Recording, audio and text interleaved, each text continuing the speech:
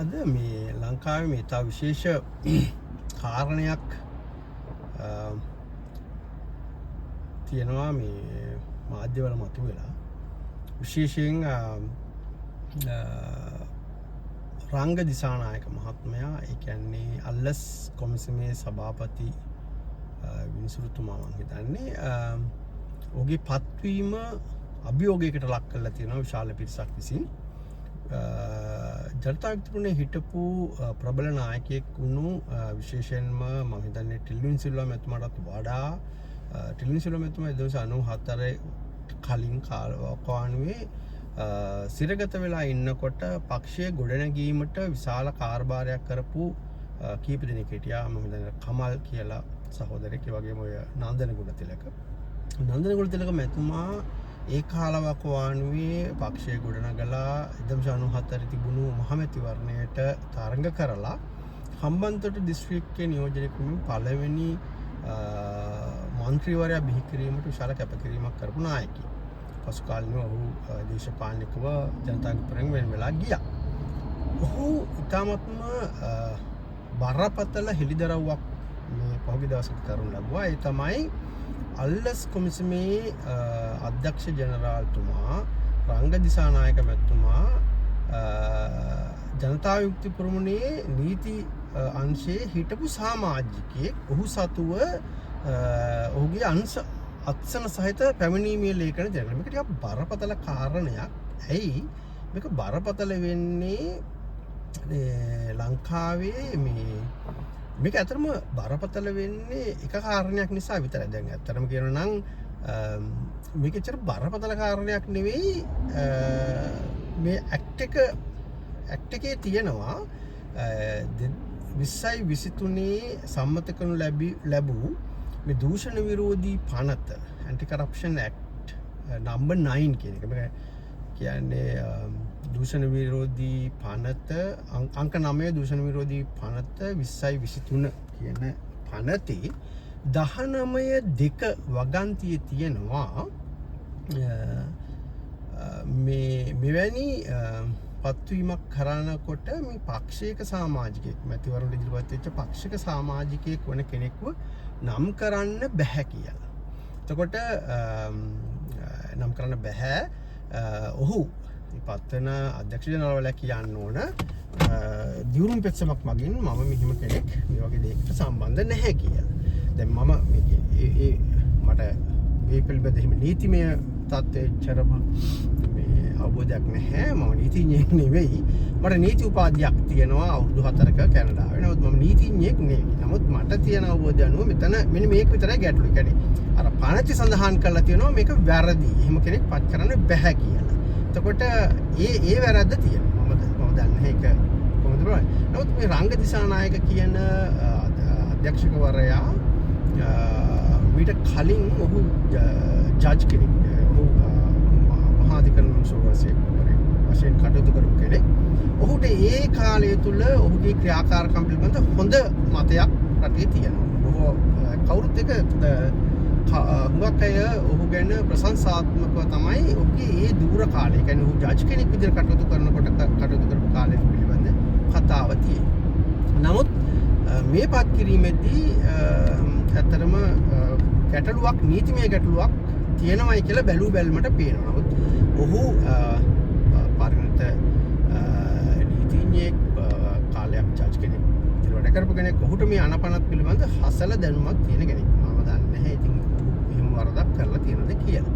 මට අදම කියන්න ඕන උනේ දැන් මේක වරදක් වෙන්නේ මෙතන මේ සඳහන් කරලා තියෙන එක සම්බන්ධයෙන්. අතන මේකේ දැන් මට කියන්න ඕනේ දැන් මේකේ වෙන තනතුරක් නම් අපි හිතමුකෝ මගේ තර්කය තමයි දැන් මේ ගොඩක් රටේ කතා මේ කියන්නේ මේ දේශපාලනය කරන අය මොහොත වැදගත් තනතුරට පත් කරන්න තහන හොඳ නැහැ. පත් කරොත් ඒතර ගැටලු ඇති වෙනවා. උන් පක්ෂග්‍රාහී වෙනවා. එහෙම කියලා කියනවා. දැන් ඇත්තටම දැන් මේ වගේ එහෙම පත් නොකළොත් දැන් දේශපාලන පක්ෂයක් බලයට එනකොට ඔවුන් දේශපාලන බලයට එන්නෙම ඔවුන්ගේ දේශපාලන මතවාදය අනුව කටයුතු කරනවා කියලා උදාහරණ ගත්තොත් ලංකාවේ මූලික වශයෙන් එක්සත් ජාතික පක්ෂය තියෙනවා ලිබරල් ධනේශ්වර කණ්ඩායම් නියෝජනය කරන පක්ෂයක් විදිහට. සාමාන්‍යයෙන් ඒක ලිබරල් ධනේශ්වර කියලා කොට යම් ප්‍රමාණයකට කන්සර්වේටිව් ගතියක් තියෙනවා. දැන් ඊළඟට තියෙනවා ලිබරල් ධනේශ්වරය වෙනුවෙන් එක්සත් ජාතික පක්ෂය තියෙනවා. ඊළඟට ලංකාවේ තියෙනවා මේ ජාතිකත්වය මත පදනම් වෙන්නු වාමාංශික මුහුණුවරක් ගත් රාජ්‍ය දීපල ක්‍රමය පිළිබඳ විශ්වාසය තියෙන ශ්‍රී ලංකා නිදහස් පක්ෂය විශේෂයෙන්ම ජාතිකත්වයටත් බරයි. ඒ වගේම රාජ්‍ය දීපල ක්‍රමය යම් විශ්වාසයක් තියෙනවා. නමුත් අර වාමාංශික ගතියකුත් තියෙනවා. මේක පොඩ්ඩක් ඒ නිසා මේ ගති ලක්ෂණ වාමාංශික ගතියක් තියෙනවා. ජාතිකත්වයක් තියෙනවා. ඒ නිසාම ලංකාවේ සුළු වාමාංශික කුඩා වාමාංශික දේශපාලන පක්ෂ කිව්වොත් මම හිතන්නේ වඩා මාරි. ඒ නිසා ඔවුන් හැම වෙලෙම සන්දානගත වෙනවා ශ්‍රී ලංකා නිදහස් පක්ෂයට. ඔවුන්ට එච්චර ලොකු ප්‍රශ්නයක් නැහැ ශ්‍රී ලංකාවේ එකත් එක්ක සන්දානගත වෙනවා. මොකද වාමාංශික මුහුණුවරකුත් තියෙනවා. ජාතිකත්වයටත් පොඩ්ඩක් ඇල්මක් තියෙනවා. දේශීයත්වයට මුල් තැන දෙනවා. රාජදීපල පිළිගන්නවා. ඔය වගේ දේවල් නිසා ඔවුන් එක යනවා. ඊළඟට වාමාංශික දේශපාලනය ගත්තොත් ලංකාවේ මේ ජනතා විමුක්ති පෙරමුණ තමයි ටිකක් ප්‍රබල විදිහට අර කැපී පෙනෙන වාමාංශික දේශපාලන පක්ෂයක් විදිහට මෙච්චර කල් තිබුණා. උන් තුන්වෙනි තැන හිටියේ එච්චර ලොකු බලපෑම් කණ්ඩායමක් විදිහට තිබුණේ නැහැ. මාක්ස් ලෙනින්වාදී පිළිගන්න පක්ෂයක් විදිහට තිබුණේ. ඍජුවම වාමාංශික දේශපාලන මතවාද වෙනුවෙන් පෙනී හිටියා. නමුත් උන් කවදාවත් එච්චර ලොකු බලයක් උනේ නැහැ. බටහිර රටවල් වගේ තමයි උදාහරණයක් දැන් ඇමරිකාව කැනඩාව ඔය යුරෝපීය රටවල්ලත් එහෙම බලපෑම් කණ්ඩායම් ඉන්නවා. නමුත් 2022 ඇති වුණු රටේ ඇති වුණු මේ ආර්ථික අර්බුද ඒ වගේ දේවල් එක්ක සිද්ධ වුණු දේ තමයි මේ කණ්ඩායමට නොහිතු විදිහක බලයක් දේශපාලන බලයක් ලැබුණා. දැන් මේ දේශපාලන බලය ලැබුණු නිසා උන්ට පාලනය කරන ජනතාව උන්ගේ මතවාදය අනුව අවස්ථාවක් දීලා තියෙනවා. අපි ඒක පිළිගන්න ඕනේ. ඔවුන් වාමාංශික දේශපාලන පක්ෂයක් නිසා ඔවුන්ට වාමාංශික අදහස් ක්‍රියාත්මක කරන්න පුළුවන්. නමුත් එහෙම පෙනුමක් නැහැ. වාමාංශික ආර්ථික හෝ සමාජීය ප්‍රතිසංස්කරණයට යනවා කියලා දැනට අවුරුද්දක් ගෙවිලා ගිහින් තියෙනවා. එතකොට ඔවුන්ට බලය ජනතාව දෙනකොට 100%ක් ජනතාව අවබෝධ කරන් හිටියද කියලා දන්නේ නැහැ. ඔවුන් වාමාංශික දේශපාලන පක්ෂයක් ඔවුන් ක්‍රියාත්මක කරන යන්නේ වාමාංශික දේශපාලන අදහස් එහෙම කියලා. කොහොම හරි බලය ලැබිලා තියෙනවා, ජනවරමක් තියෙනවා, මැන්ඩේට් එකක් තියෙනවා. ඔවුන්ට ඒ අයිතිය තියෙනවා. එතකොට ඔවුන්ට අයිතියක් තියෙනවා රජයේ ප්‍රතිපත්තිය වාමාංශික අදහස් වූ මොනම හෝ දේශපාලන ප්‍රතිපත්තියක්. කියන්නේ ජීවිතයේ දේශපාලන ප්‍රතිපත්තිය ක්‍රියාත්මක කිරීමට ඔවුන්ගේ මතවාදය නියෝජනය කරන පුද්ගලයන් සමහර දේශපාලන මරමස්ථාන වගේ ආයතනවල පත් කරගන්න. මේකට හොඳ උදාහරණයකුත් තියෙනවා. උදාහරණයක් ගත්තොත් ඇමරිකාවේ සුප්‍රීම් කෝට් එකට ජජ්ලා පත් කරනකොට මේ ජජ්ලා පත් කරන්නේ මේ රටේ ජනාධිපතිතුමා. ඔහු තමයි නම් කරන්නේ. අපේ වගේම තමයි අපේ නම් අර ව්‍යවස්ථාදායක සභාවට යනවා. මේක යනවා සෙනෙට් එකට. සෙනෙට් එකේදී මේ නම් අනුමත වෙනවා. සමහරවිට අනුමත වෙන්නේ නැහැ. දැන් එහෙම අනුමත නොවිච්ච එකකට තියෙන හොඳ උදාහරණ තමයි මම මතක හැටියට 2016 විතර ඔය අපේ ඔබාමා මේ ජනාධිපතිතුමා නම් කරපු කෙනෙක් අනුමත වුණේ නැහැ. මොකද අර සෙනෙට් එකේ වෙනකොට බලයේ තිබුණේ කන්සර්වේටිව් එහෙම නැත්නම් රිපබ්ලිකන් පක්ෂයට. කන්සර්වේටිව් දේශපාලන මතවාදී ක්‍රියාත්මක වන රිපබ්ලිකන් පක්ෂයට. ඒ නිසා ඕන එක අනුමත කරන්නේ නැහැ. මේක දැන් හොඳම උදාහරණයක් තියෙනවා මේ මෑත කාලේ. නමුත් සාමාන්‍යයෙන් වෙන්නේ අර රිපබ්ලිකන් හෝ ඩෙමොක්‍රැටික් ජනාධිපතිවරයෙක් ඉන්නකොට ඒ ජනාධිපතිවරයාත් එක්කම සෙනෙට් එකත් බලයේ තිබුණොත් ඔහු නම් කරන සුප්‍රීම කෝට් ජජ් අනිවාර්යයෙන්ම සෙනෙට් එකෙන් අනුමත කළ දෙනවා. ඒ අනුව ඔවුන්ගේ දේශපාලන මතවාදයන් දරන අය සුප්‍රීම කෝට් එකට එනවා. ඒකට හේතුව තමයි ඔවුන් උත්සාහ දරනවා අර සුප්‍රීම කෝට් එක කියන්නේ ඉහළ අධිකරණය. එතකොට අර කන්ස්ටිටියුෂනලි ඒගොල්ලන්ගේ එහෙම නැත්නම් රිපබ්ලිකන් මතවාද ඒ කාලාන්තරයක් තිස්සේ ඒ තුල තියාගන්න.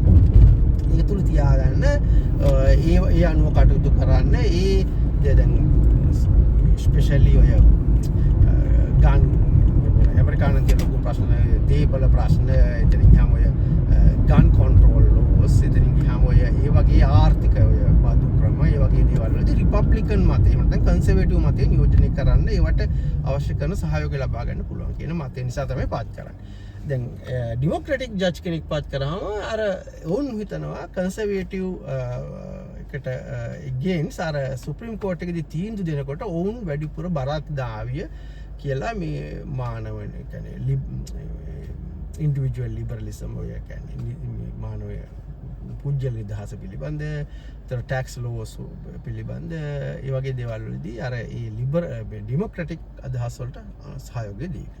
දැන් මේක තමයි උන් ඇත්තරම අර කොන්ස්ටිටියුෂනලි බලාපොරොත්තු වෙන. ඒ නිසා තමයි උන් එහෙම උත්සාහ දරන්නේ. කොහොම වුණත් ද ලංකාවේ උනත් මේක තියෙනද ලංකාවේ උනත් ඇත්තනම රංග දිසානායක මහතා අර නීතිමය තත්ත්වය නෙමෙයි. මේ නීතිමය තත්ත්වයේ අර එක වැරදි නම් එක වැරදි ඇති මම කාර්යයටම කියන්නේ මට හිතන විදිහට එතන ඒක බැලු බැලමට නම් පේන්නේ වැරද්දක් තියෙනවා. නමුත් රංග දිසානායක මහත්මයා ජනාධිපතිතුමා විසින්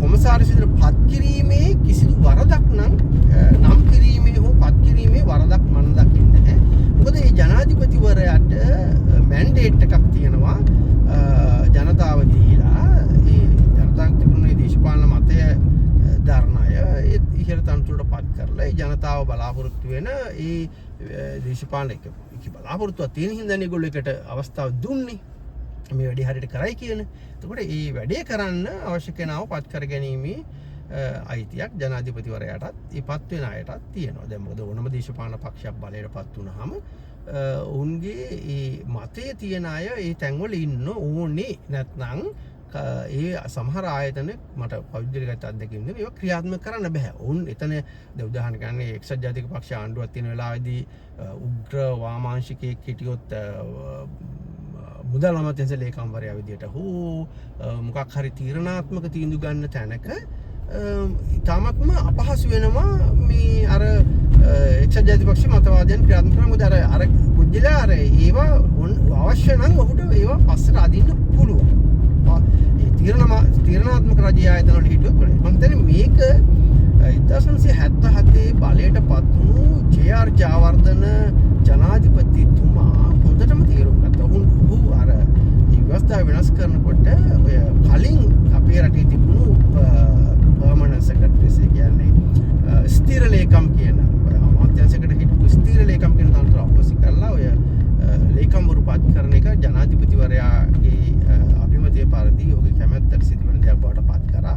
ඒකට හේතුව තමයි රජයක් බලයට පත් වුණාම ඒක ඒ රජයේ ප්‍රතිපත්ති ක්‍රියාත්මක කරන්න රජයේ වැඩසටහන ක්‍රියාත්මක කරන්න ජනතාව දීපු මැන්ඩේට් එක ක්‍රියාත්මක කරන්න අර ඇමතිවරු මන්ත්‍රීවරු වගේම අර රාජ්‍ය ආයතන ප්‍රධානීන් හරි වැදගත් කියන තැන ඉඳගෙන මේකේ හොඳ නරක දෙකම තියෙනවා. ඒකට කිසි ප්‍රශ්නයක් නැහැ. හොඳ නරක දෙකම තියෙනවා. සමහරවිට රජයට මැන්ඩේට් එකක් ජනතාව මැන්ඩේට් එකකින් එන්නේ. එතකොට ඒක තියෙනවා. ඒ අනුව ගත්තොත් රංග දිසානායක මහතාගේ මේ පත් කිරීම නම් මගේ විශ්වාසය නම් අර ජනාධිපති පත් කරාය කියන එක චැලෙන්ජ් කරන්න අමාරුයි. නමුත් ඔහු ස්වාධීනව ඔහුගේ තනතුරේ ගෞරවය රැකගෙන අපක්ෂපාතීව කටයුතු කරන්නවී කියන බලාපොරොත්තුව අපේ තියෙනවා. එතකොට අර අවශ්‍ය වෙන්නේ අර නීතිමය ප්‍රතිපාදනයක් තියෙනවා අතන මේ 19 අන්න ඒ කටයුත්ත හරියට උනාද නැද්ද කියලා නම් මට තේරෙන්නේ නැහැ. මම හිතන විදිහට එතන පොඩි ගැටලුවක් තියෙනවා. නමුත් රංග දිසානායක කියන්නේ තාමත්ම හොඳ නීති විරුද්ධ අවබෝධයක් තියෙන කෙනෙක්. ඒ නිසා අපි බලන් ඉඳිමු මේ කටයුත්ත කොහොමද නිමා වෙන්නේ කියලා. එතකන් සමට සුබ දවසක්.